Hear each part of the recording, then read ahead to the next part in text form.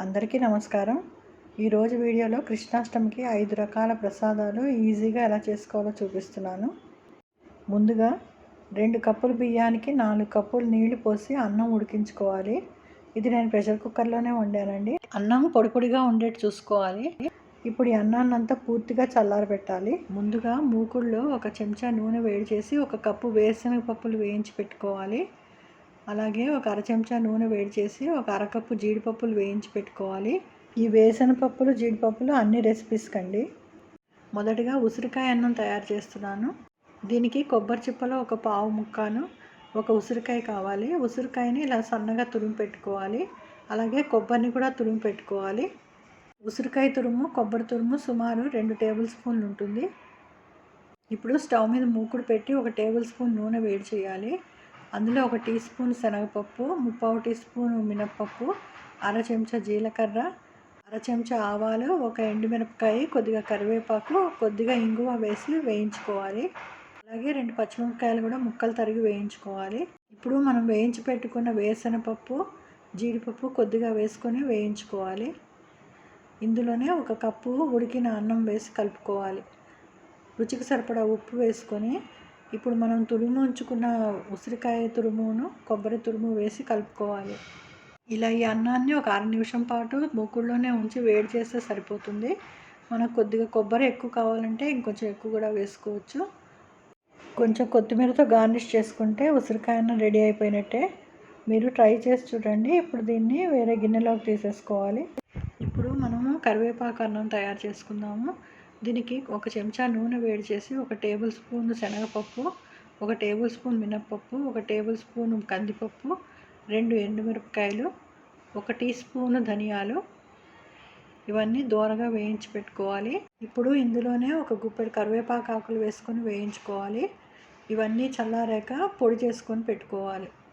మూకుడులో 1 table spoon నూనె వేడి చేసి 1 టీ స్పూన్ శనగపప్పు, 3/4 టీ స్పూన్ మినప్పప్పు, అర టీ స్పూన్ జీలకర్ర, అర టీ స్పూన్ ఆవాలు, 1 ఎండుమిరపకాయ, కొద్దిగా ఇంగువ, కొద్దిగా కరివేపాకు వేసి వేయించుకోవాలి.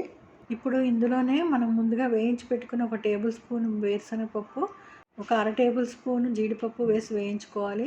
ఇప్పుడు ఇందులోనే మనం ఉడికించి పెట్టుకున్న అన్నాన్ని 1 కప్పుడు వేసి కలుపుకోవాలి. రుచికి సరిపడా ఉప్పు వేసుకోవాలి. అన్నం కొద్దిగా వేడెక్కాక సుమారు 1 2 చెంచాల కరివేపాకు పొడి వేసుకొని కలుపుకోవాలి. అన్నం మరి డ్రైగా ఉంటే 1 అర చెంచా నూనె వేసుకోవచ్చు. అంతేనండి, కరివేపాకు రైస్ రెడీ అయిపోయినట్టే. దీన్ని కూడా మనం సర్వింగ్ బౌల్లోకి తీసేసుకోవాలి. నెక్స్ట్ పల్లీ రైస్ తయారు చేసుకుందాము.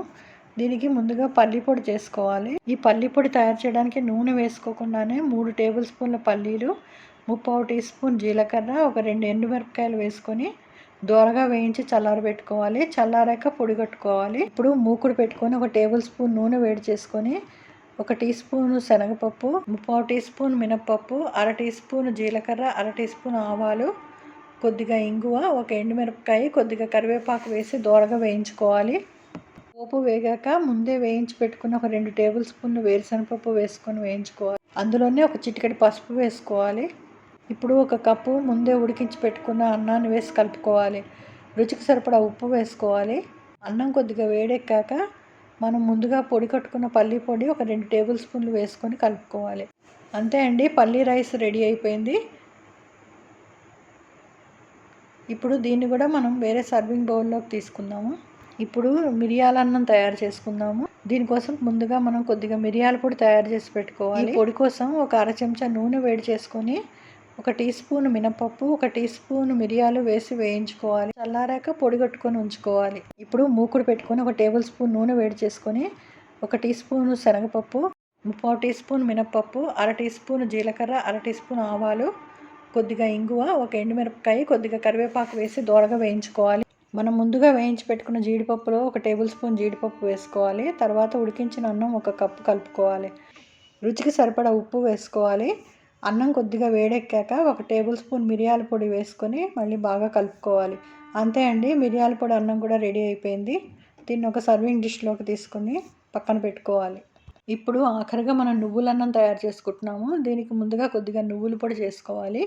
దీనికోసం 2 ఎండుమిరపకాయలు, 2 టేబుల్ స్పూన్ల తెల్ల నువ్వులు కానీ నల్ల నువ్వులు కానీ వేసి దోరగా వేయించుకోవాలి. నువ్వులు కొద్దిగా రంగు మారాక తీసి చల్లారాక పొడి కొట్టుకోవాలి. ఇవన్నీ గుర్తుపెట్టుకోండి, చల్లారాకనే పొడి కొట్టుకోవాలి.